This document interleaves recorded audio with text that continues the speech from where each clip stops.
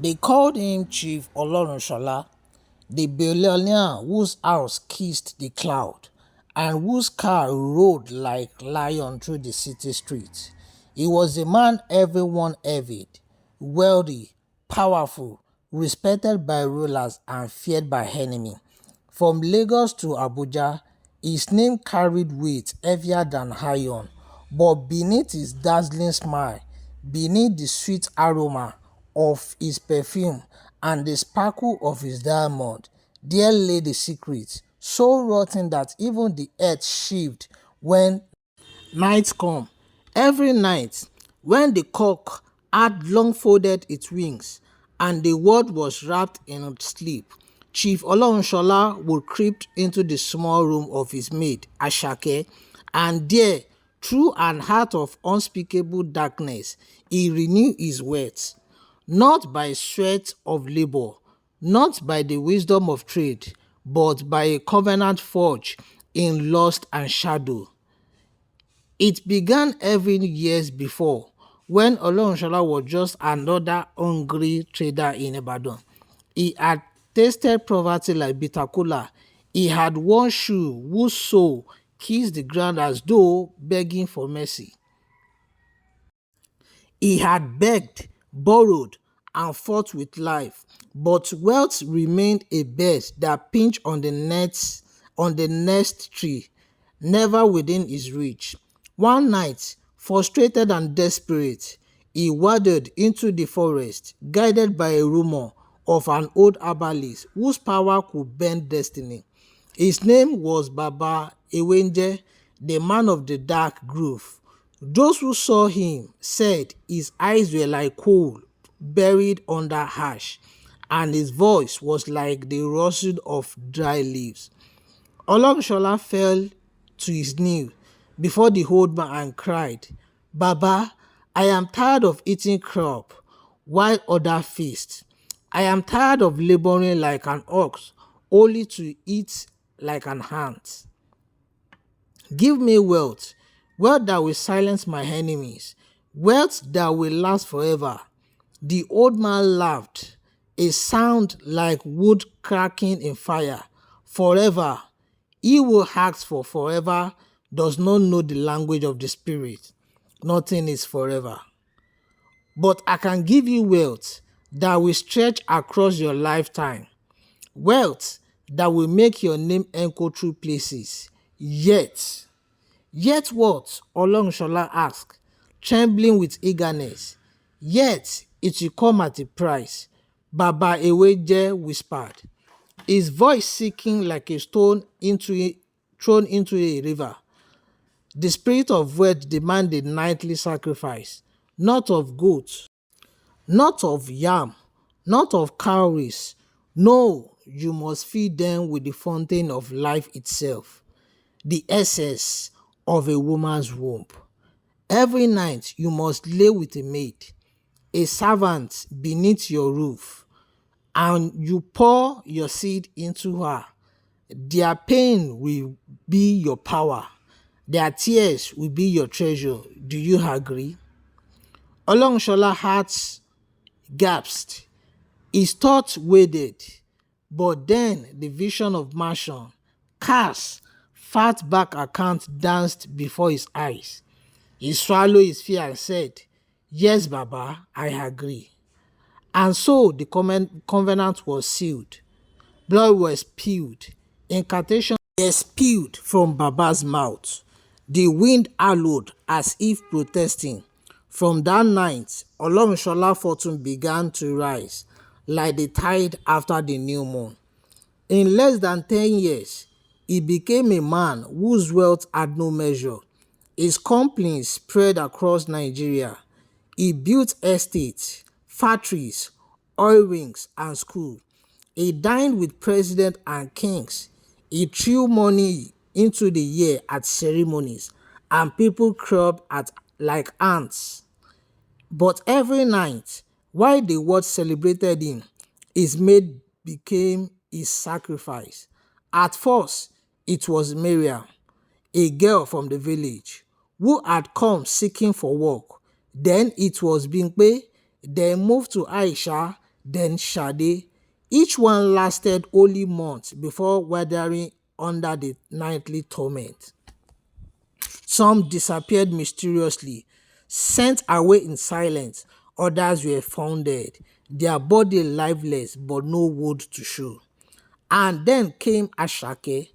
Ashake was just 17 when poverty carried her to the gate of Chief Olorunshola's mansion.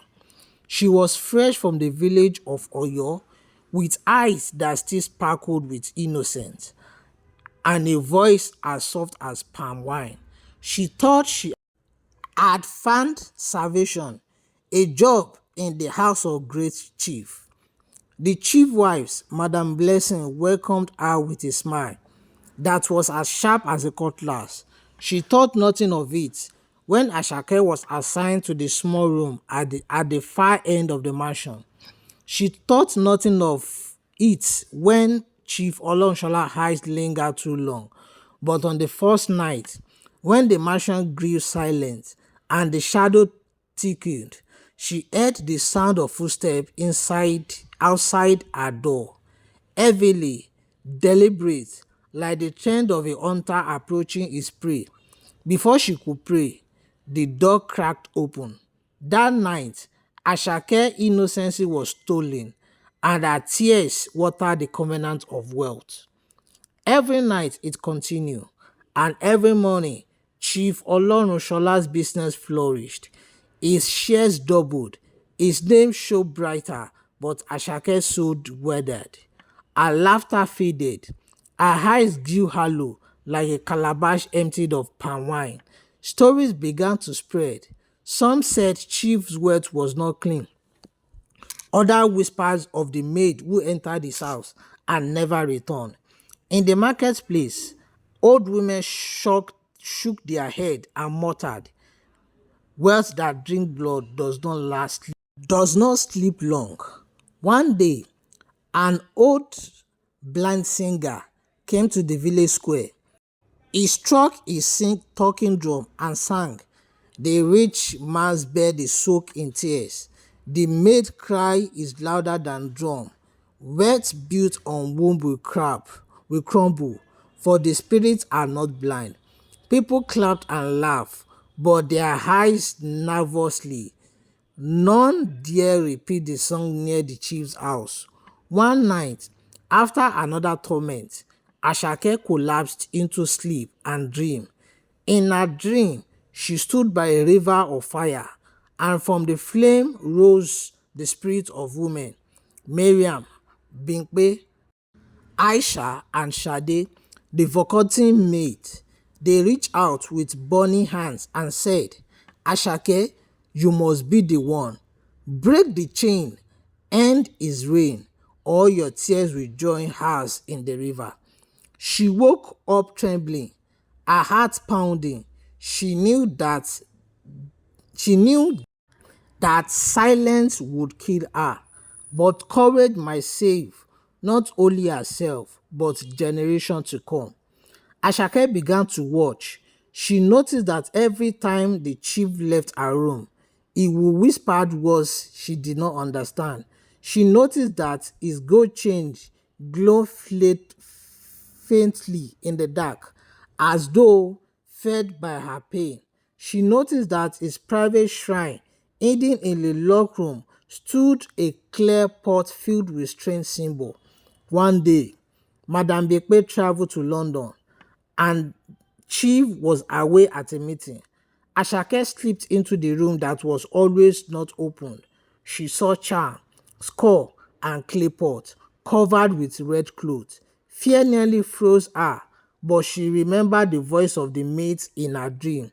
She touched the pot, and it trembled as if alive. A whisper filled the room, break me, and it will fall. Her hand shook, but with scream, she lifted the pot and smashed it against the floor. The sound was like thunder. The mansion trembled. A wind howled through the room, and the portrait of Olorunshola ancestor crashed to the ground. That night, when Chief Olorunshola came to her room, he found her standing tall, no longer a trembling dove, but a lioness. The covenant is broken, she said, her voice steady. Your words will bleed as I have bleed. Olongshola rolled like a wounded beast and lunged at her, but suddenly his body collapsed. His gold chain burned his skin. His eyes bulged. He fell to the ground, gasping as shadow rose from the floor. The spirit of the the spirit of the dead maids. They circled him, their voices a wailing storm. You feed on us, now we will feed on you. And before Ashake's eyes, the great chief Olorunshola, billionaire of Nigeria, was dragged into the shadow, screaming until nothing remained but silence. The next morning, news spread that Chief Olorunshola was dead. His business collapsed like ants in the storm. His bank account froze, his alliance scattered, and his mansion crumbled with dust and weed. But Ashake lived. She returned to her village, carrying nothing but her survival at the story. She became a storyteller. At moonlight, she gathered children around the fire and told them, wealth that drink the tears of the innocent is wealth already cost. A man who feed his riches with blood will one day be fed to the spirit himself. Remember, children, the drum of greed beats loudly, but it cannot silence the cry of justice. And so the tale of Chief Olorunshola became a song, a warning carried from town to town, from village to city, until it lived forever in the mouth of storyteller.